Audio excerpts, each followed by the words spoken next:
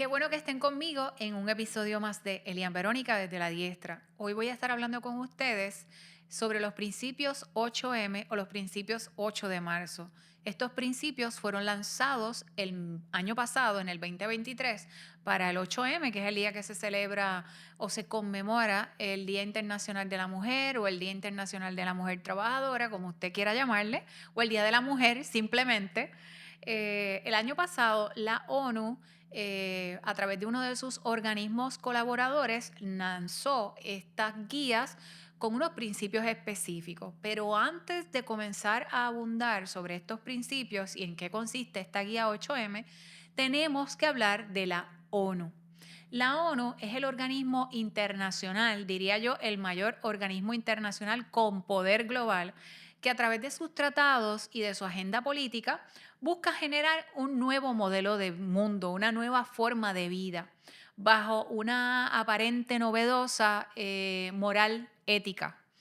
Ellos plantean que sus principales objetivos son garantizar la paz mundial o la paz internacional, proteger e implementar un derecho internacional, proteger también y promover los derechos humanos, eh, lograr el desarrollo sostenible de las naciones, que eso es un término que estamos escuchando cada vez con mucha más frecuencia, no solamente aquí en Puerto Rico, sino en otros países, como que esa es la narrativa ahora, el derecho y el derecho sostenible de las naciones, pero a veces no sabemos realmente qué es lo que implica o qué es lo que hay detrás de esta narrativa. Hoy vamos a hablar un poquito, ¿verdad?, de cómo, a qué se refiere este asunto. También la cooperación, que ellos dicen que buscan una cooperación internacional en asuntos económicos, políticos, sociales y culturales. O sea, la ONU quiere meterse en cualquier renglón, en cualquier espacio de las naciones, porque ellos se han autoproclamado los expertos necesarios para que las naciones puedan desarrollarse. La ONU argumenta que los problemas globales no solamente requieren unas soluciones, sino que necesitan unas soluciones globales, una ética que solamente ellos pueden forjar. De acuerdo a esta lógica, los gobiernos lo que necesitan son los conocimientos técnicos y especializados que solamente la ONU le puede brindar, no solamente a través de sus diferentes dependencias, sino también a través de las ONGs y colaboradores. Algunas de las naciones se han adherido a estos lineamientos que establece la ONU, lamentablemente no se han dado cuenta de cuál es el fundamento ideológico del organismo y cuál es el fundamento ideológico de estos presupuestos. Otras naciones sí. O sea, otras naciones sí han identificado a qué se refieren, han identificado una intromisión indebida en su forma de hacer política, en la forma de establecer el derecho en estos países, en la forma en cómo estos países hacen cultura, a qué cosas le dan importancia, a qué cosas no le dan importancia. Pues la ONU ha metido sus garras, por decirlo de alguna manera, se ha intrometido, y algunos de estas naciones y países los han identificado como cuando en un momento dado se trató de implementar la perspectiva de género, un concepto que no era conocido por las naciones, y hubo países, especialmente los países con una fuerte tradición católica y también los países africanos, que inmediatamente levantaron la alarma, se sintieron un poco presionados a aceptar algo que ellos todavía no comprendían y que tampoco se les había dado una definición clara y precisa de lo que significaba este nuevo concepto. Así que, aunque hay naciones que se han comido el cuento, hay otras que están un poco más alertas, o como decimos nosotros en puertorriqueño, están un poco más abusadas. La ONU, como les estaba explicando, tiene un sinnúmero de colaboradores y de dependencias que son, podríamos decir, brazos muy importantes para el trabajo que ellas hacen. No solamente porque ayudan a la ONU a diseñar estrategias, sino que también fungen como promotores de este propio organismo. El peligro de esto es que la ONU, sus representantes y estas ONGs no tienen realmente legitimidad, o sea, no son personas que fueron ni seleccionadas por el pueblo no votó por ellas. Sin embargo, tampoco existen leyes vinculantes, o sea, esto quiere decir que nosotros tengamos que seguir los planteamientos o los lineamientos establecidos por la ONU y sus aliados, Pero lamentablemente muchos países han cedido pensando que son como que el top en materia cultural, política, social, entre otros.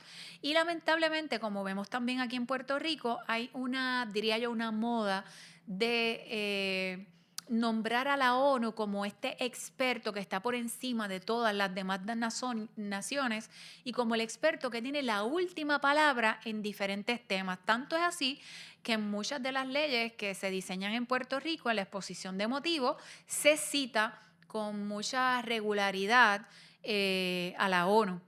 La ONU hace unos pocos años atrás estableció desde la Oficina del Alto Comisionado de Derechos Humanos un informe en el que ellos pretendían, ¿y por qué traigo este dato? Porque yo creo que es importante que usted sepa esto antes de pasar a los principios 8M.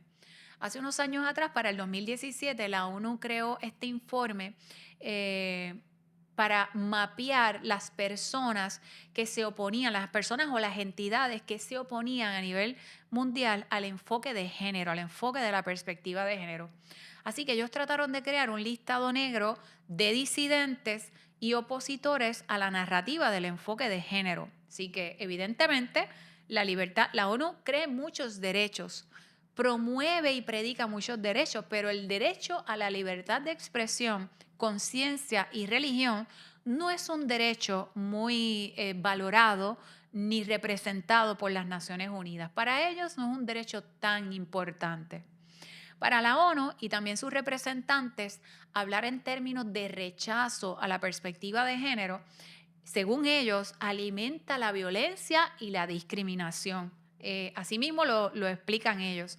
Pero sobre todo, según la ONU, hablar negativamente de la perspectiva de género es ir en contra de los derechos sexuales y reproductivos. Afirmar nosotros o las personas que afirmen que la perspectiva de género es una ideología, según ellos, es establecer una narrativa de odio. Una narrativa de odio que ellos animan que frontalmente no se permita. Así que ellos, en esa misma dirección de evitar el discrimen, de evitar estas narrativas de odio, ellos han animado a través de sus ONG y en comunicados también directos de la organización, a que se legisle contra estos mensajes que están motivados por el prejuicio, por el odio y por la desinformación, porque para la ONU es bien importante combatir la desinformación y la desinformación para ellos es cualquier cosa que no vaya en la dirección de lo que establece la ONU y que estos mensajes se cataloguen o se categoricen como transfobia y que se incluyan como agravantes dentro de la legislación que ya tienen los países. También animan a que se aprueben leyes en relación a estos discursos de odio por motivos de identidad de género. Así que fíjese, estos son conceptos que nosotros escuchamos mucho en el debate político y social en Puerto Rico, pero no nos damos cuenta de que organismos, vamos a decir, por encima u organismos internacionales están ya planteando una dinámica de cómo que nosotros tenemos que legislar para ir en contra de estos supuestos mensajes transfóbicos o discriminatorios. Cuando hablamos de identidad de género, esto no es un asunto que surgiera en Puerto Rico, esto no es un problema que nosotros hubiéramos identificado en Puerto Rico, es que esto viene de afuera con mucho poder y con mucho recurso, con mucho vaqueo tras de ellos. No podemos olvidar tampoco que dentro de la ONU es que se desarrolla la Agenda 2030 que consta de 17 objetivos en los cuales está transversalmente implementado la perspectiva de género. ¿Ok? Así que cuando le hablen aquí en Puerto Rico de que estos son cuentos de camino, de que esto no es verdad, de que aquí hay gente que está haciendo una exageración de todo esto, pues usted debe de conocer esta información para que usted se dé cuenta de que hay un empuje mucho más fuerte y poderoso del que usted pueda imaginarse o contemplar. Tampoco podemos olvidar que la ONU es el organismo que también promueve el aborto, incluso desde las tiernas etapas de los 10 años en adelante, porque según ellos, estos son derechos sexuales y reproductivos que se les tienen que educar a las niñas tan tempranas de 10 años de edad para que ellas conozcan sus derechos sexuales, incluyendo el tema del aborto. Niñas de 10 años de edad. Por otro lado, mientras nosotros estamos teniendo esta discusión y mientras estamos elaborando este episodio, yo quiero que usted sepa que ya para la primera semana de junio, la ONU, a través de una de sus dependencias, que es la WHO, o sea, la Organización Mundial de la Salud, van a tener una reunión en Ginebra, Suiza, donde se va a determinar prácticamente, a menos que ocurra otra cosa y que los países no firmen, pero se va a determinar el acuerdo, o se va a ratificar, diríamos, el acuerdo o tratado pandémico, que de lo que se trata es de que las naciones van a darle, vamos a decir, la autorización, van a rendirse, por decirlo de alguna manera, van a rendir su poder con naciones independientes o como naciones, ¿verdad? Con su propia poder para regirse a sí misma, le van a dar a la ONU y a la Organización Mundial de la Salud todo el derecho para que sea esta organización la que rija en cuanto a materia de salud, incluso que puedan ellos ser los que establezcan cómo se van a manejar, cuáles son las determinaciones que se van a implementar en emergencias de salud, incluso en emergencias de pandemia. Así que prácticamente la ONU, a través de la WHO, de la Organización Mundial de la Salud, está buscando que se firme, que la mayoría de las naciones, de los países, firmen este tratado o acuerdo pandémico en el que ceden la determinación de decisiones muy importantes de carácter de salud a esta organización, prácticamente convirtiéndola en un organismo salubrista supranacional, o sea, por encima de cualquier determinación de cualquier país. Ellos serían los que dictarían las guías y cómo se van a manejar estas situaciones de crisis y de pandemias, porque incluso la ONU ya ha hecho su predicción de que de aquí en adelante, luego del COVID, van a haber muchas pandemias y muchas más emergencias de salud y que van a ser más seguidas. Así que la ONU no solamente es este organismo, ¿verdad?, que busca establecer un modelo, diríamos, social, un modelo global de vida, sino que también aparentemente son adivinos también, parece. Así que eso está ocurriendo mientras usted y yo estamos elaborando, ¿verdad? O estamos teniendo esta discusión. ¿Por qué decidí hablar un poco, dar esta introducción sobre la ONU? Porque de lo que vamos a hablar precisamente estos principios surgen de una colaboración de la ONU con algunos de sus, como les dije al principio, algunos de estos brazos y expertos que forman parte de estas políticas que se establecen a través de este organismo. Los principios 8 de marzo se refiere, primero dando un poco el trasfondo, ahí vemos una imagen. Estos principios fueron elaborados por un comité internacional de juristas que pertenecen a la organización, a la ONU. Junto con otras dependencias como el ONU-SIDA, la Oficina del Alto Comisionado también de Derechos Humanos de la ONU, y lanzaron este conjunto de principios que son unos principios jurídicos, ¿ok? En este informe, que consta de 3 partes, pueden ver ahí también en pantalla, están basados en unos derechos humanos, según ellos, que van a ser aplicados al derecho penal, es decir, a las leyes penales de los países, y que ellos lo que buscan es trabajar con ciertas conductas que están proscritas y que incluso estas leyes o estas conductas que están proscritas en los países, estas leyes que las convierten o que las hacen en conductas no aceptables, según ellos, estas leyes lo que hacen es que estigmatizan a las personas que practican estas conductas o que están, ¿verdad? O que son parte de alguna manera de este tipo de cultura, como por ejemplo la prostitución, el uso de drogas, entre otros.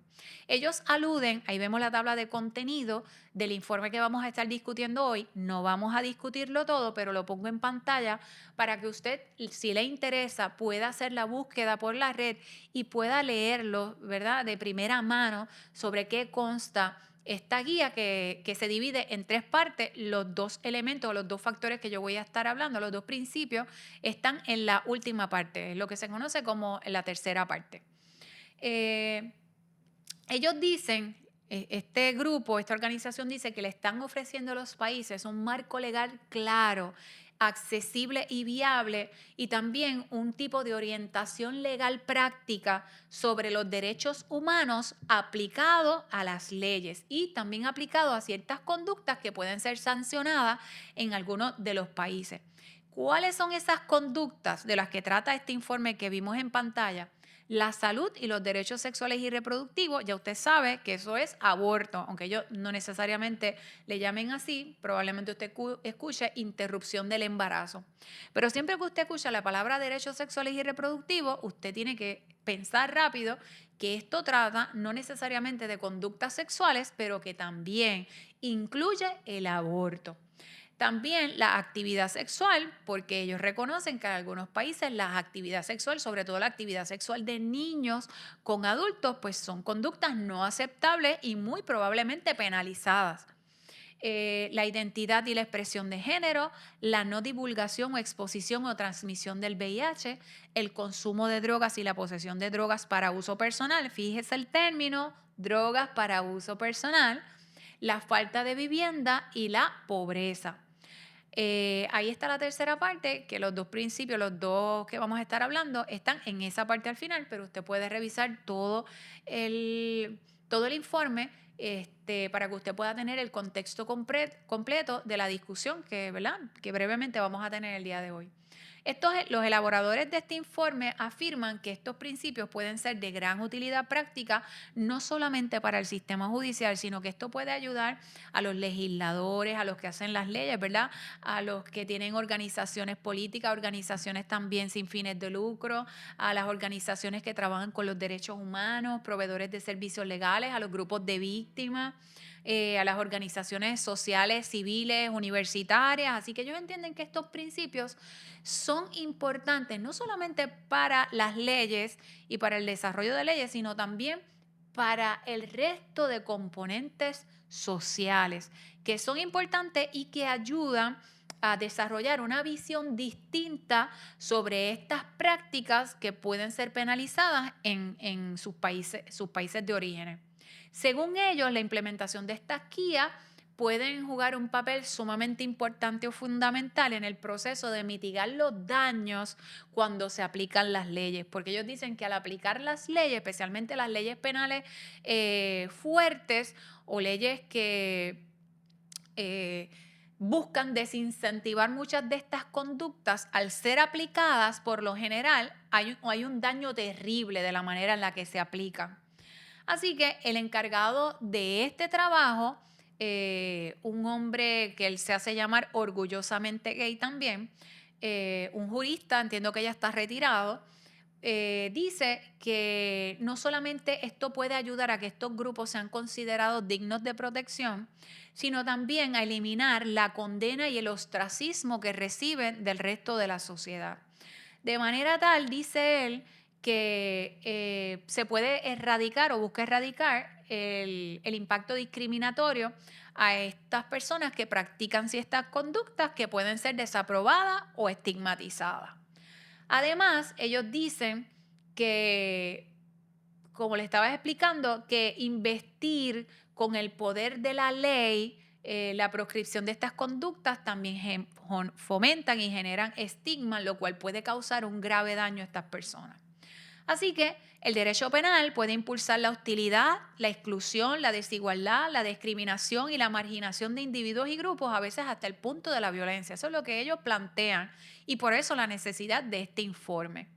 Como resultado, los derechos humanos y los valores democráticos y la inclusión sufren grandemente. O sea que el sistema penal o el derecho penal lo que hace es que erradica o desdibuja, diríamos, los derechos humanos, los valores democráticos y la inclusión, que nosotros sabemos que es un valor sumamente valorado de la ONU. Así que ellos decidieron lanzar esta guía como un mecanismo mundial, pero también regional, para ayudar a las naciones a erradicar conductas dañinas, ¿verdad?, contra las personas que practican algunas de estas conductas que pueden estar proscritas. Esta guía tuvo un proceso de elaboración de aproximadamente 5 años y fue lanzada, como les dije, el año pasado para el mes o la Semana Internacional de la Mujer. En mi opinión, la guía no es otra cosa que la búsqueda de la despenalización, que es prácticamente lo mismo, una legalización de los delitos relacionados al sexo, al consumo de drogas, al VIH, a la salud sexual reproductiva, a la falta de vivienda y la pobreza, que es lo mismo que ellos están estableciendo. Según estos expertos, criminalizar estos delitos relacionados con estos temas constituye un verdadero ataque a los derechos humanos. Y cito, el derecho penal es una herramienta más dura de que dispone el Estado para ejercer el control sobre las personas. Como tal, debería de ser medida de último recurso. Sin embargo, a nivel mundial ha habido una tendencia creciente hacia la sobrecriminalización, según ellos. En el comunicado de prensa ellos dicen, debemos reconocer que estas leyes no solo violan los derechos humanos, sino los propios principios fundamentales del derecho penal. Incluso que una ley local, según lo que ellos establecen, no puede ir por encima del derecho internacional, recomendando a los países a que incorporen o que utilicen estos principios para reinterpretar sus leyes o que utilicen estos principios como un documento vivo. Es decir, que puede sufrir transformaciones dependiendo de lo que se busque en ese país. Esto quiere decir que es dinámico a la luz de las condiciones presentes y respondiendo a la evolución de los derechos y estándares humanos. Así, esos son los términos que utilizan los elaboradores de la guía. O sea, esto está en constante cambio. Son unos principios, vamos a decir, base, pero como ellos mismos dicen, son un documento vivo que se puede alterar, o sea, como el chicle se puede estirar para utilizarlo de la mejor manera que entienda el país o los juristas o los legisladores. Ahora sí quiero pasar por lo menos a 2 principios que a mí me llamaron mucho la atención. Son varios principios, pero a mí en específico me llamaron la atención estos 2 principios. Lo traigo para que usted sepa que no es que, ¿verdad? Estos son los únicos 2 principios que contiene la guía. No, contiene muchos más, pero a mí me han interesado estos 2 y es lo que quiero conversar con ustedes. Recuerde siempre en mente lo que les dije que es la ONU, que es lo que busca la ONU, ¿ok? Así que la pregunta a hacernos al finalizar esto es por qué la ONU busca implementar estos principios y anima, y digo anima porque todavía, ¿verdad?, al momento no es un organismo, vamos a decir, que pueda tomar determinaciones en los países o que pueda obligar a los países a legislar en cierta dirección, aunque sí tiene mucha influencia.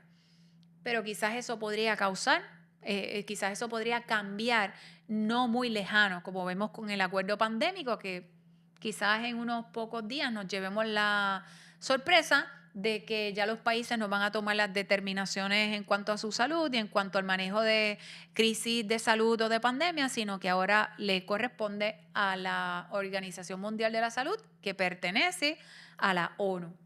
Así que mire el principio 14. Sexual and Reproductive Health Rights. En este principio, ellos comienzan a explicar la conducta y qué es lo que no debe de ser criminalizado.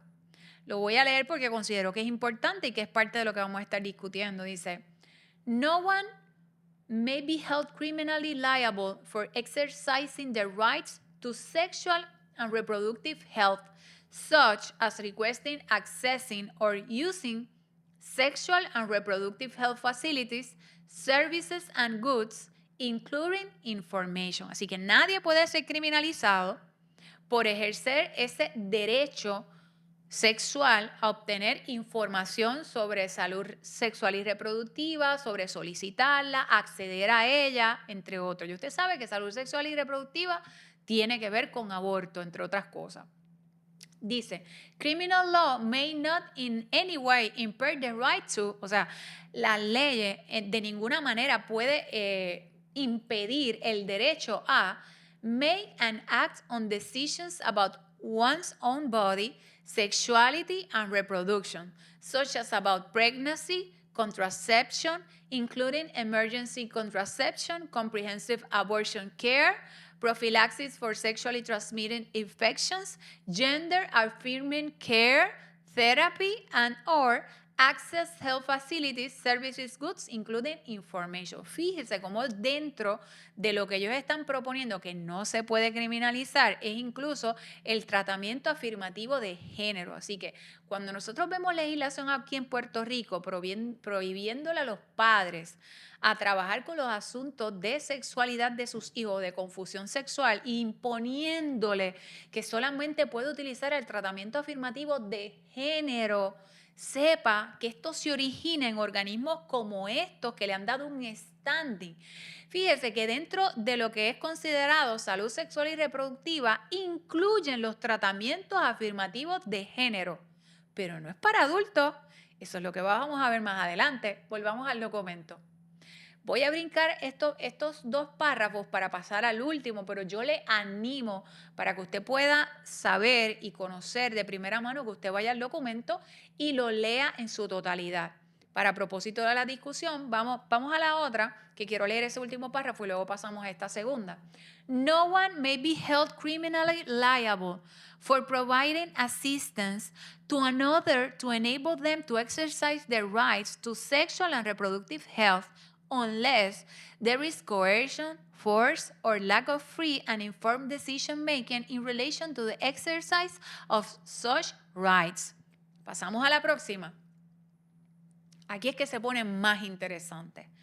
Parents, guardians, carriers, or other persons who enable or assist children or people in their care, including persons with disabilities, to exercise their sexual and reproductive rights. Y aquí hay dos palabras bien importantes.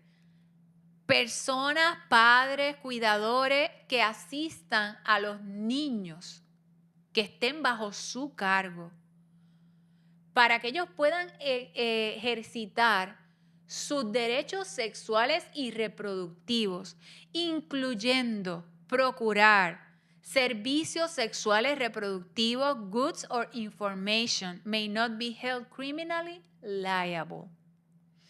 Y usted dice, ¿yo estaré leyendo lo que estoy leyendo ahí? Un niño tiene derecho tiene un derecho sexual y reproductivo. Tiene un derecho un niño a involucrarse en conducta sexual, a solicitar información. O sea, yo estaré leyendo lo que yo estoy leyendo.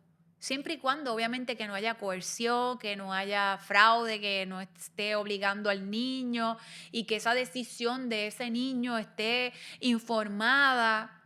Mire, yo quiero que usted sepa que aunque esto parece una locura, ya hay países como en España donde se está hablando que los niños desde etapas preescolar, kindergarten, primero, segundo, tercer grado, escuela elemental, tiene derecho a saber que ellos pueden responder a avances sexuales siempre y cuando sea consentido.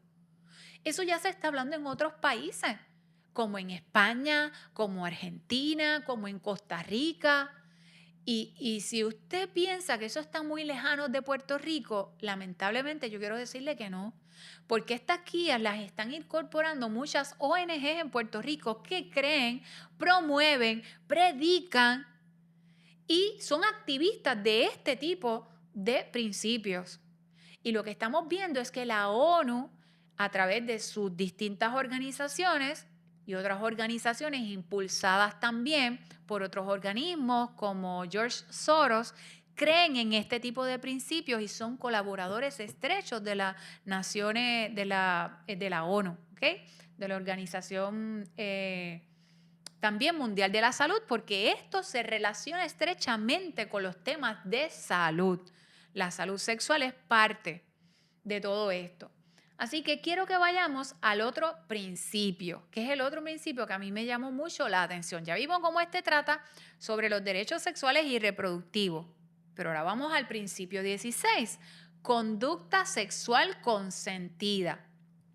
Dice, la conducta sexual consentida y respectivamente del tipo de actividad sexual, el sexo o el género, la orientación sexual, la identidad de género o la expresión de género, estatus marital, no puede ser penalizada bajo ninguna circunstancia. Uno dice, eso tiene que ver con los adultos.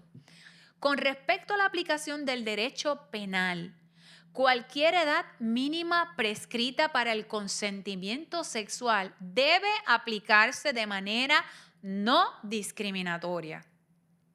¿Qué es eso? O sea, ¿cómo es que yo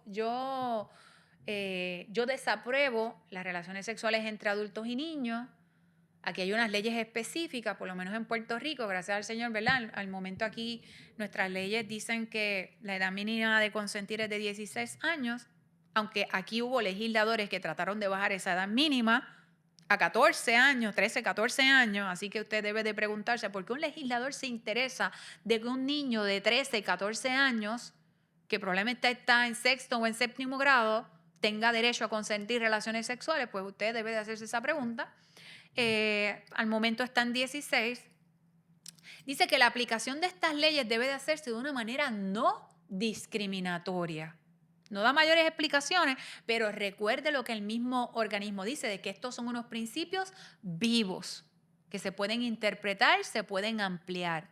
La aplicación de esta ley no puede estar vinculada al sexo, al género de los participantes, ni a la edad de consentimiento para contraer matrimonio. Pero entonces ahora vamos a la segunda parte. Además, la conducta sexual en la que participen personas por debajo de la edad mínima del consentimiento sexual prescrita en el país puede ser consentida aunque esté contra el derecho. Quiero que volvamos a poner la imagen. Por eso yo le estoy diciendo que usted vaya a la red, usted pueda bajar la guía y usted pueda leerla. ¿Qué es lo que nos está diciendo? Que la aplicación del derecho penal debe de reflejar los derechos y la capacidad de las personas menores de 18 años para tomar las decisiones sobre la participación de conductas sexuales consentidas y su derecho a ser evaluadas en los asuntos que les conciernen, de conformidad con la evolución de sus capacidades, y este término es bien importante, evolución de sus capacidades y su autonomía progresiva. Esto es un término que yo estoy escuchando con mucha regularidad, parece un término muy elegante porque estamos diciendo, no es que los niños hay que tomarlos en consideración porque los niños pueden tomar decisiones, los niños saben lo que quieren.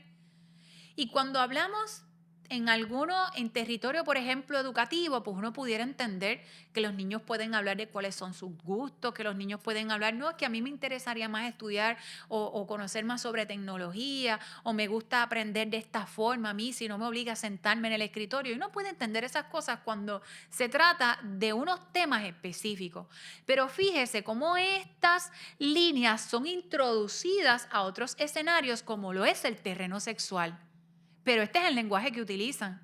Así que debemos de tener cuidado cuando nosotros comenzamos a copiar estos términos porque puede que no sepamos cuál es el trasfondo verdadero de los mismos. Evolución de sus capacidades y su autonomía progresiva. Las personas menores de 18 años deben de participar en las decisiones que les afecten, teniendo debidamente en cuenta su edad, madurez e interés superior. O sea, el interés del menor va por encima de cualquier otra consideración, el interés de un menor, y prestando especial atención a las garantías de la no discriminación. Fíjese qué montón de palabras bonitas para simplemente tratar de hacer o de crear una cultura para que la actividad sexual sea vista como normal. La actividad sexual que no es apropiada para esa edad, pero que sea vista como normal entre los niños y jóvenes siempre y cuando sea consentida, eliminando lamentablemente las barreras de la peligrosidad y del abuso de menores. Y de esto de lo que se trata estos dos principios. Aquí en Puerto Rico no se escuchó mucho debate respecto a esto, pero sí en otros países muchas organizaciones y muchas personas que se dedican al análisis cultural, social y político sí hablaron de estos principios y de cómo ya algunos legisladores en esos países se disponían a abrazar estas guías para hacer unas nuevas leyes, una reinterpretación de las leyes para acomodarlas de una forma más democrática, más que fuera menos discriminatoria y que ampliaran los derechos humanos. Lamentablemente aquí en Puerto Rico no escuchamos este tipo de debate porque Puerto Rico, yo no sé si es por en donde estamos ubicados, no sé si es por nuestra relación con los Estados Unidos, como que nos enteramos último de estas cosas. Y mientras en otros países ya están hablando, ¿verdad?, de este tipo de cosas y se están dando unos debates sumamente fuertes y sumamente enérgicos sobre estos temas, aquí en Puerto Rico hacemos muti y no nos damos cuenta que muchas de las organizaciones que aquí ya están instaladas tienen como base, o diría yo, dentro de su ortodoxia, este tipo de principios amparado en el nombre de los famosos derechos humanos. Y yo les quiero hablar el caso específicamente de Benjamin Levin. ¿Por qué quiero traer este caso? Porque a veces nosotros no conectamos ¿verdad?, estas narrativas con lo que ocurre en otros países.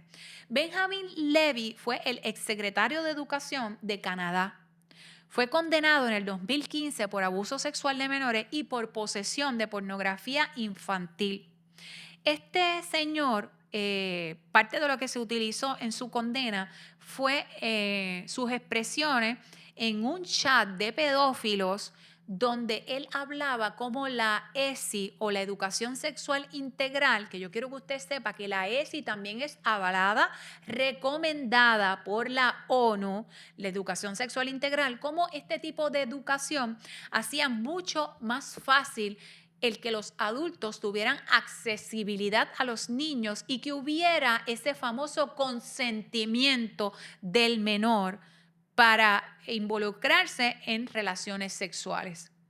Así que parece un cuento de terror, parece una historia, a lo mejor si usted escucha esto por ahí nos van a decir que nos estamos inventando esto, que nosotros estamos exagerando, que somos unos conspiranoicos, que estamos desinformando, pero los datos están ahí, la historia está ahí y este señor, Levin, exsecretario de Educación, fue precisamente condenado y entre la prueba que se presentó fue las conversaciones que él tenía en este chat de pedófilos, hablando cómo la educación sexual integral había abierto la puerta a la accesibilidad y al consentimiento de los niños.